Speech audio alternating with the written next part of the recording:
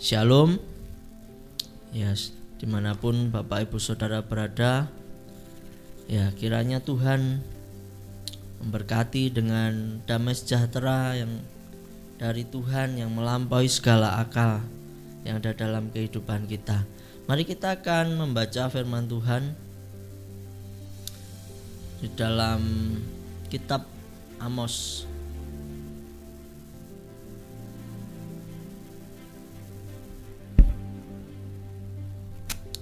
Haleluya.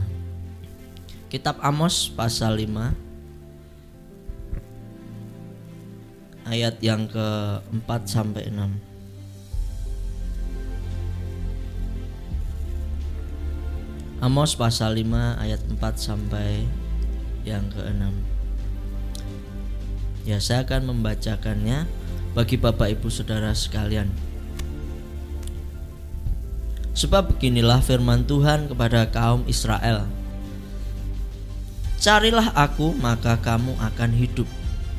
Janganlah kamu mencari Betel, janganlah pergi ke Gilgal, dan janganlah menyeberang ke Beersheba. Sebab Gilgal pasti masuk ke dalam pembuangan dan Betel akan lenyap.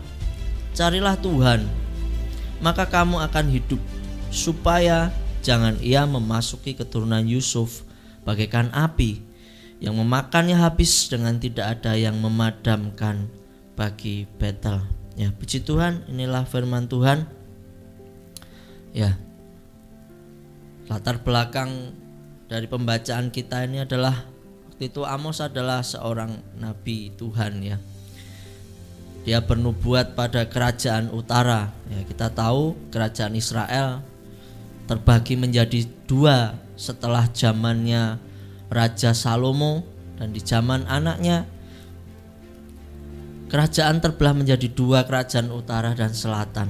Nah, Amos ini bernubuat bagi kerajaan utara, ya, bagi bangsa Israel.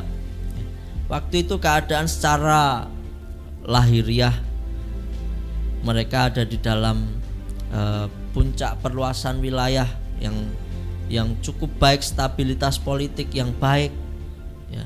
Lalu juga keadaan masyarakat makmur, secara batiniah baik, tetapi secara batiniah atau secara rohani mereka mengalami yang namanya kerusakan kerohanian, ya. Maka Nabi Amos diutus Tuhan untuk berbicara, untuk menegur bangsa Israel. Di situ ada kemunafikan, ya, dalam kehidupan bangsa Israel. Mereka menyembah berhala, ya, mereka, masyarakat mereka hidup dengan tidak saleh, bahkan kejahatan merajalela di mana-mana, ya.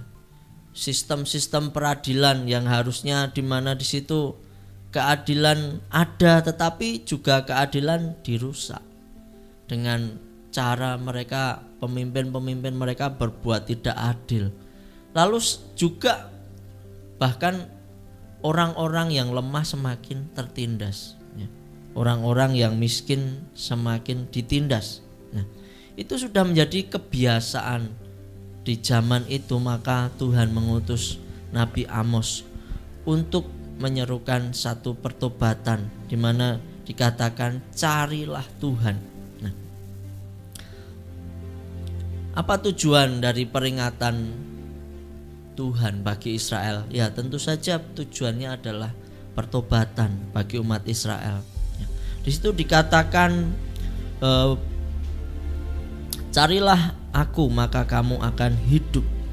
Artinya kalau mereka tidak mencari Tuhan, mereka tidak bertobat berbalik kepada Tuhan, mereka akan mengalami yang namanya kematian. Mereka akan binasa. Ya, memang ya, kalau kita lihat di dalam sejarahnya mereka tidak mau mendengar. Lalu kita tahu bangsa itu hancur oleh apa? Penjajahan bangsa-bangsa lain di sekitarnya. Kalau kita melihat situasi ini mirip sekali ketika Tuhan Yesus menyuruh, ya, Nabi Yunus untuk memperingatkan Niniwe. Waktu itu Tuhan sudah melihat, wah, kota ini sudah bejat, semua yang dilakukannya semuanya bejat, dan membuat Tuhan jijik. Tetapi Tuhan itu sekalipun begitu tetap mengasihi. Oleh sebab itu mengutus Nabi Yunus untuk memperingatkan kota Niniwe. Nah, ternyata kota Niniwe bertobat.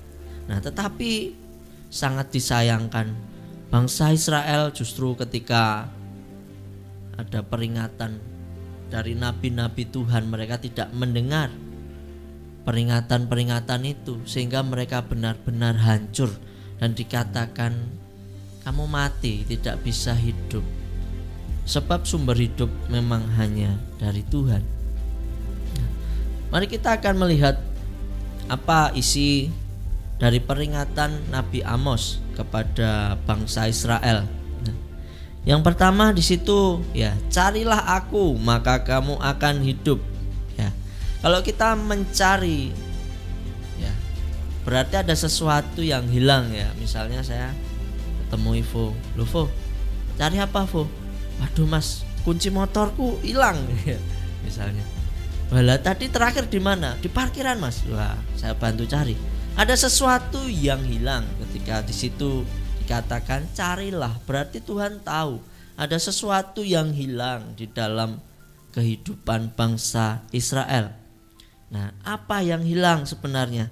Nah, dalam hal ini yang hilang adalah Tuhan sendiri bagi orang Israel. Tuhan tidak lagi ada di dalam hatinya orang Israel. Bagaimana mungkin Tuhan bisa hilang? Bisa. Ketika bangsa Israel ini hidup tidak lagi berfokus pada Tuhan, maka Tuhan bisa hilang dari hati mereka. Maka kita juga perlu berhati-hati dengan hati kita, seperti apa yang dikatakan Amsal pasal 4 ayat 23, "Jagalah hatimu dalam segala kewaspadaan, karena dari situlah terpancar kehidupan." Nanti kita akan melihat bagaimana pancaran kehidupan bangsa Israel ini. Itu merepresentasikan bagaimana hati mereka. Hati mereka sudah seperti apa di hadapan Tuhan. Mengapa Tuhan bisa hilang dari hati bangsa ini? Karena yaitu Tuhan tidak lagi menjadi fokus utama bagi bangsa ini. Kalau kita lihat mereka mengalami kemakmuran, mereka mengalami keadaan yang baik, tetapi mereka lupa siapakah yang memberi semuanya itu.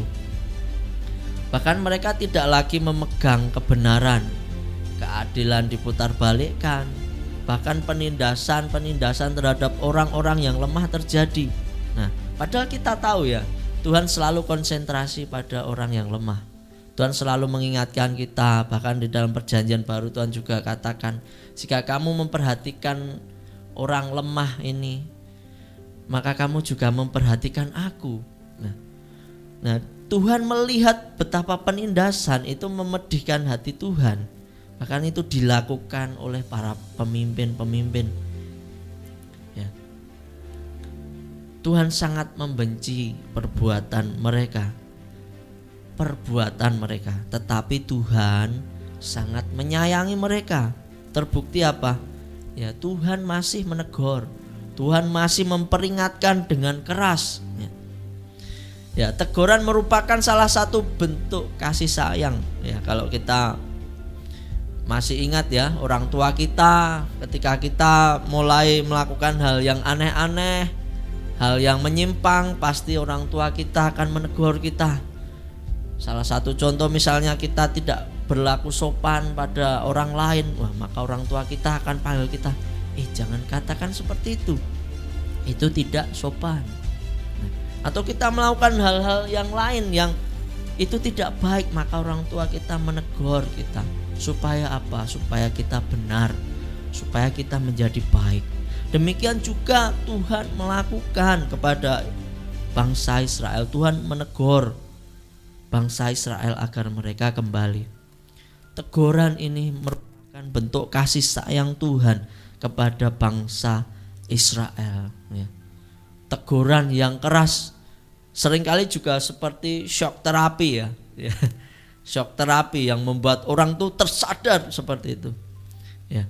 Kalau misalnya ya di kelas ya dulu kita belajar atau dimanapun berada di tempat rapat atau bahkan di tempat doa ya, kita misalnya sedang mengantuk ya, dulu waktu di kelas ya, saya ingat ya, beberapa teman kalau sudah mulai jam 12 ke atas habis makan siang masuk kelas, wah itu banyak sekali yang ngantuk, termasuk saya juga ngantuk. Wah, tetapi ya saya ingat ada satu orang teman membentak, wah akhirnya apa? Ya teman saya ini marah, tetapi dia emang tidak jadi tidur. Karena apa? Sudah shock. Wah, dia tidur enak-enak gitu, santai-santai, tetapi ada teman yang membentak. Wah, akhirnya apa? Tidak bisa tidur lagi. Nah, kadang-kadang teguran juga seperti itu, membentak begitu keras, akhirnya apa? Itu membuat kita sadar kembali keadaan kita. Nah, demikian juga Tuhan menegur begitu keras melalui Nabi Amos pada bangsa Israel agar apa? Mereka terbangun. Mereka terbangun dari keadaan yang tidak mereka sadari. Ya. Di situ juga dikatakan kalau kamu mencari Tuhan, kamu akan hidup. Artinya ketika mereka mau berbalik kepada Tuhan, mereka mencari Tuhan, Tuhan itu sebenarnya berkenan dan Tuhan mengasihi ya. Seperti kalau kita baca dalam Yeremia 29 ayat 13 mengatakan, apabila kamu mencari aku, kamu akan menemukan aku. Apabila kamu menanyakan aku dengan segenap hati. Di situ Tuhan berkenan ya. Di situ Tuhan berkenan ya. Hati yang dipenuhi dengan pertobatan itu rasanya menyegarkan sekali ya. Ketika kita datang ke Tuhan setiap hari, saya percaya kita punya kesalahan. Setiap hari pasti ada hal-hal yang kita belum lurus, belum benar. Tapi ketika kita datang di hadirat Tuhan dengan penuh kerendahan hati, di situ kita minta ampun kepada Tuhan. Kita minta belas kasihan Tuhan. Dan apa yang terjadi Bapak Ibu Saudara sekalian? Hati kita ini merasa segar, merasa sejuk, merasa diberkati. Karena apa? Ada Tuhan yang sebenarnya mengasihi kita dan mau menerima kita ketika kita bertobat. Ya kita ingat ya kisah di dalam Perjanjian Baru. Ada seorang yang pemungut cukai yang tidak berani datang menghadap ke depan, dia hanya di pojokan, dia takut ya. Dia minta ampun kepada Tuhan ya.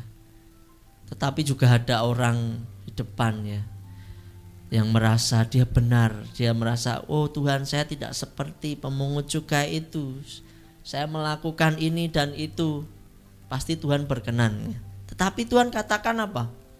Ya, justru orang yang merendahkan diri itu yang dianggap Tuhan benar dan dia akan keluar dari tempat itu dengan penuh sukacita. Tuhan sangat suka sekali dengan yang namanya pertobatan.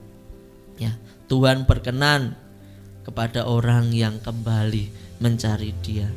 Tuhan adalah sumber kehidupan kita, maka ketika kita menjauh dari sumber kehidupan, kita mati. Tetapi ketika kita mendekat dia hidup ya. Seperti ya kalau ya kita sering melihat misalnya ada film-film tentang hewan-hewan di padang belantara di Afrika. Nah, di situ kita seringkali ada banyak hewan yang sedang migrasi.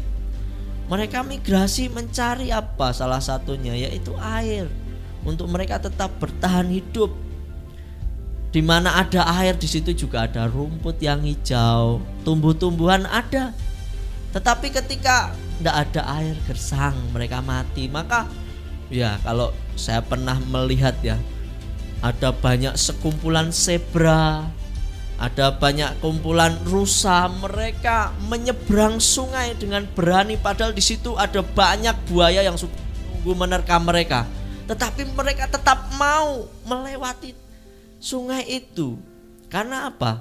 Ya, Mereka tahu di seberang sana ada harapan, ada air yang menunggu mereka. Tapi kalau mereka tetap bertahan di sisi sini, mereka pun akan mati. Nah, maka mereka berbondong-bondong, mereka menyeberang semua. Ya memang ada beberapa yang terkena caplokan buaya ya. Nah, tetapi mereka berani menyeberang itu karena ada pengharapan, di sana ada air. Nah, Tuhanlah sumber pengharapan kita. Dia air hidup dalam hidup kita. Ketika kita menjauh pasti kita mati. Tetapi ketika kita mendekat, kita akan hidup. Maka Tuhan katakan, carilah aku maka kamu akan hidup. Ya. Lalu apalagi yang dikatakan Nabi Amos di situ. Nah, di situ dikatakan, janganlah kamu mencari Betel, janganlah pergi ke Gilgal, dan janganlah menyeberang ke Beersheba.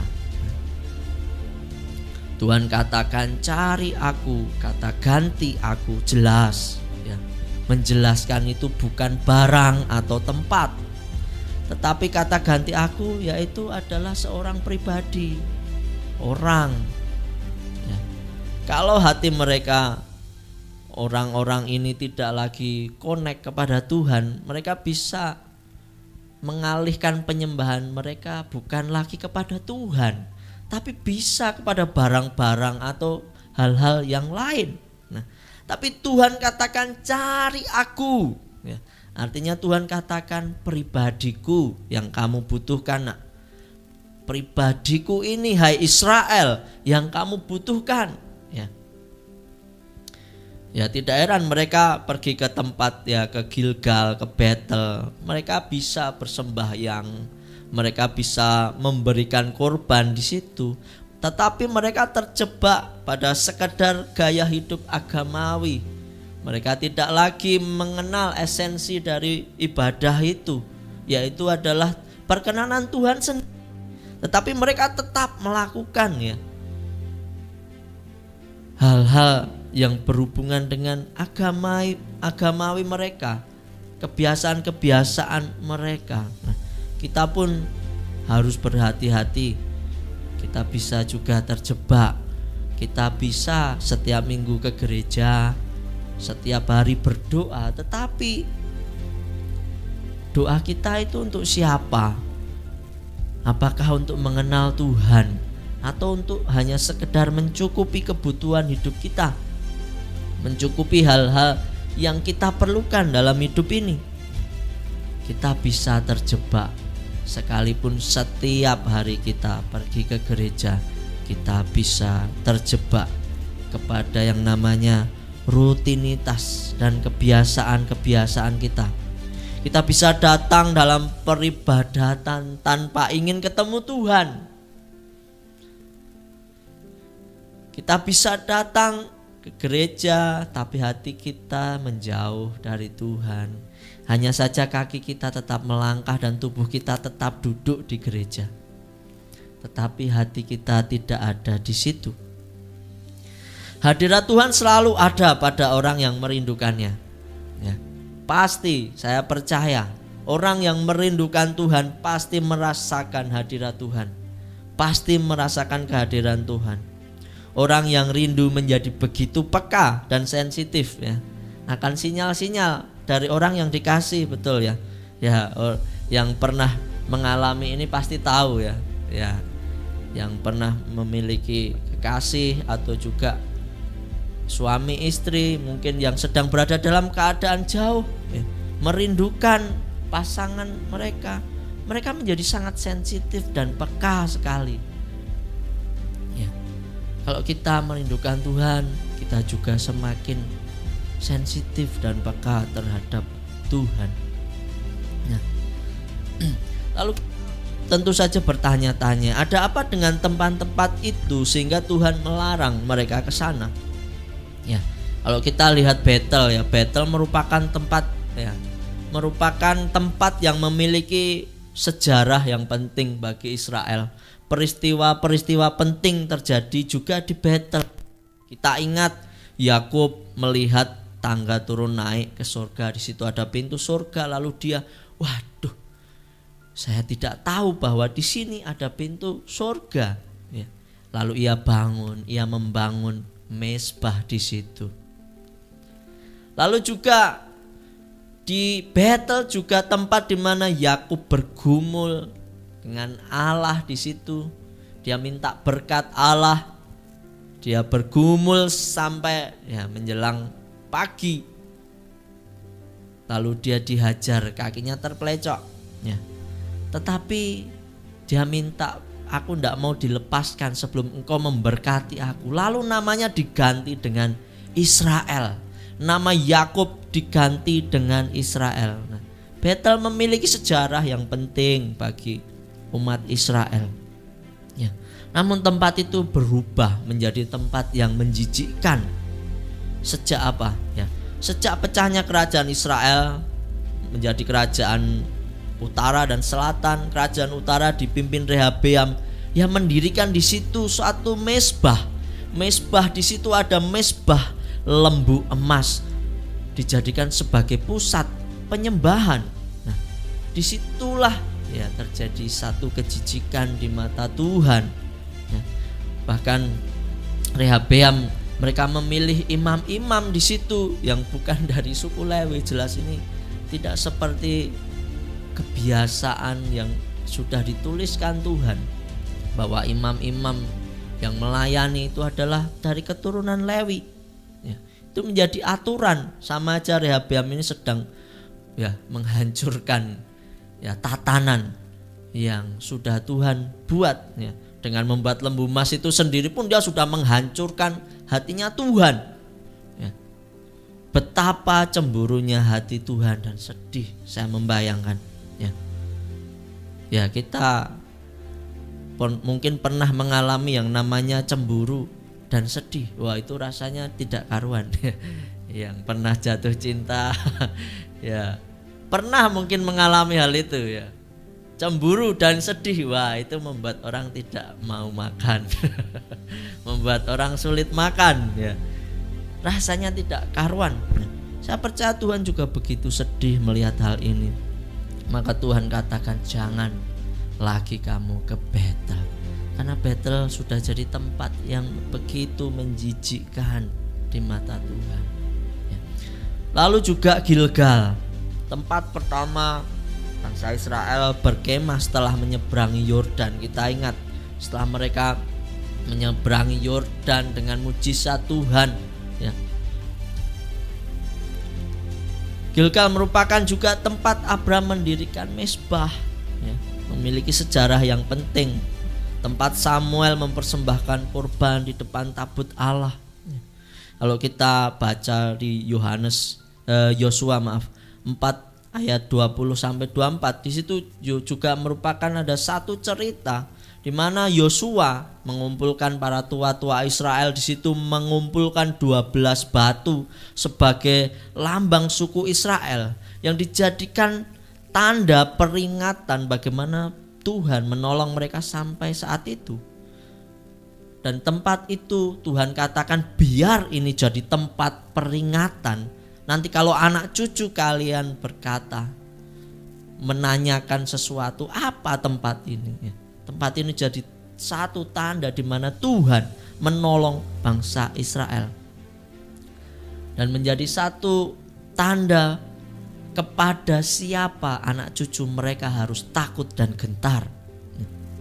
Tetapi kita lihat bagaimana tempat itu sekarang. Tempat itu berkembang malah menjadi tempat penyembahan berhala. Kita bisa melihatnya di dalam Hosea 9 ayat 15. Hosea mengatakan segala kejahatan mereka terjadi di Gilgal. Sungguh di sana aku mulai membenci mereka. Oleh karena kejahatannya, perbuatan-perbuatan mereka, aku akan menghalau mereka dari rumahku. Aku tidak akan mengasihi mereka lagi.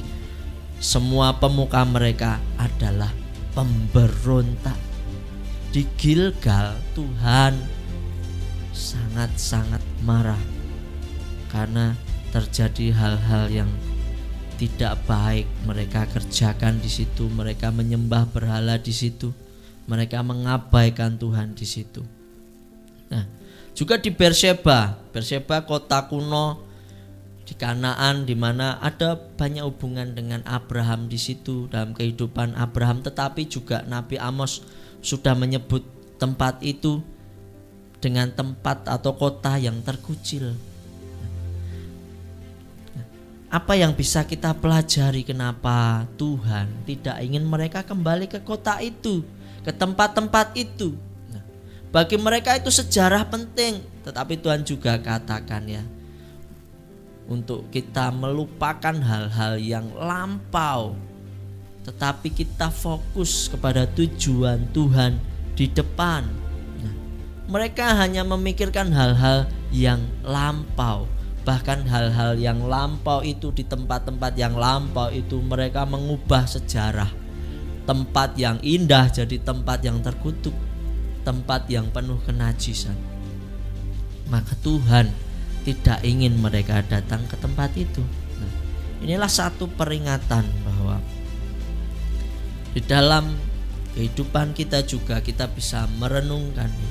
Mungkin kita bangga dengan hal-hal yang sudah kita pernah raih, tetapi Tuhan tidak ingin kita ada di situ. Tuhan ingin kita ikut Tuhan dari hari ke sehari. Tuhan selalu baru berkat-Nya setiap hari ya. Maka Tuhan tidak ingin kita terjebak di dalam rutinitas-rutinitas yang justru akan membuat kita melupakan Tuhan. Ya, kalau kita ingat juga Tuhan pernah menasihati, bahkan menegur keras ya kepada jemaat yang ada di kitab Wahyu, jemaat di Efesus. Tuhan menegur begitu keras.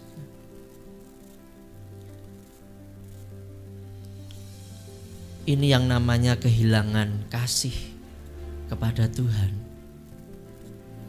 Kasih kita kepada Tuhan hilang, maka yang kita lakukan tidak lagi esensi untuk menyenangkan hati Tuhan, tetapi hanya untuk menyenangkan kita pribadi. Hal-hal yang dapat memenuhi keinginan kita, kebutuhan kita, hal-hal yang hanya membuat kita nyaman, lalu kita melupakan Tuhan. Keadaan bangsa Israel begitu parah. Maka mari kita belajar dari hal ini. Sampai mana hati kita saat ini? Apakah kita masih berpaut dan berfokus kepada Tuhan? Ya Bapak Ibu Saudara, ketika saya merenungkan firman ini, saya begitu Tuhan, ternyata begitu mudah sekali kita sebagai manusia itu bisa melenceng, bisa tidak lagi fokus kepada Tuhan, padahal masih mengerjakan tugas-tugas pelayanan, masih beribadah, masih berdoa. Tetapi betapa mudahnya hati manusia itu juga melenceng dari pribadi Tuhan. Maka Bapak Ibu Saudara sekalian, mari kita melihat jauh ke dalam hati kita. Firman Tuhan juga menasihatkan kita, mari kita menguji hati kita. Apakah kita benar mengasihi Tuhan? Sebab kalau kita tidak menguji hati kita, kita tidak tahan uji. Kita tidak mengerti keadaan kita saat ini. Nah, kita bisa tersesat begitu jauh. Tuhan katakan, ketika kamu kehilangan kasih yang semula, kamu jatuh begitu dalam. Kita sudah jatuh begitu dalam ketika kita tidak melakukan lagi hal-hal yang dahulu kita lakukan. Saya menafsirkan hal yang dahulu kita lakukan itu apa sih? Hal-hal yang ketika kita mengerjakan itu begitu bersemangat untuk Tuhan, begitu excited untuk Tuhan, begitu kita menyala-nyala untuk Tuhan, tetapi kita tidak lagi memikirkan hal itu. Begitu dalamnya kita telah jatuh seperti keadaan bangsa Israel ini sudah jatuh begitu dalam. Nah, ya kalau kita melihat di dalam Alkitab, firman Tuhan katakan bahwa Tuhan itu tidak memaksa ya, tetapi Tuhan itu memberi kebebasan kepada manusia. Kita memiliki kehendak bebas. Nah, saya ketika merenungkan ini, saya menyadari satu hal, bahwa kenapa sih Tuhan memberi kehendak bebas dalam kehidupan manusia. Nah, ternyata Tuhan tuh memberi saya hikmat bahwa ketika Tuhan memberi manusia kehendak bebas, itu akan membuat cinta manusia kepada Tuhan itu sempurna. Karena ketika Tuhan membuat kita seperti robot, kita tidak bisa sepenuhnya mencintai Tuhan dengan kesadaran kita. Maka ketika Tuhan memberi kita kehendak bebas, di situ ada satu kesempurnaan cinta kita kepada Tuhan. Ya memang Tuhan tahu resikonya. Ketika manusia diberi kehendak bebas, pasti manusia bisa jatuh dalam dosa. Nah, tetapi saya merenungkan kenapa sih, saya bertanya ini bertahun-tahun lama sekali, kenapa toh Tuhan kok memberi kehendak bebas? Kenapa enggak Tuhan kalau ya atur kita dengan baik?